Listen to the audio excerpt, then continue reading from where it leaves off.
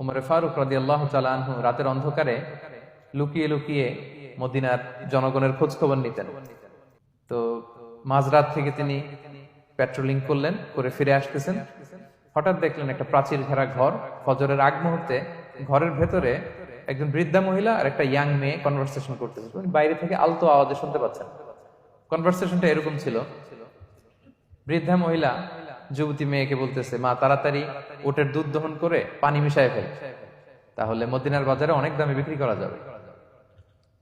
ওমর ফারুক কাউকে দেখতে পাচ্ছেন না, শুধু শুনতে পাচ্ছেন কনভারসেশন।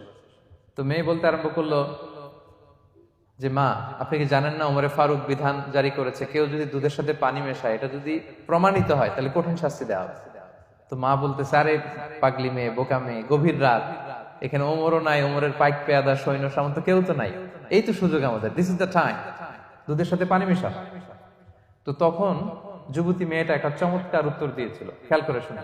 তখন মেয়েটা বলেছিল, মা ইয়া উম্মি লাউলা রাআ উমারু লা রাআ রব্বু উমার, মানে হে মা, ওমর যদি নাও দেখে, ওমরের রব আল্লাহ কিন্তু দেখে। সুবহানাল্লাহ। প্রিয় ভাইরা, দিস ইজ তাকওয়া। এই যে ফিলিংসটা নিজের মধ্যে, এই চেতনাটা, এটারে তাকওয়া বলে। কেউ দেখে না, কিন্তু কে দেখে? আল্লাহ দেখে।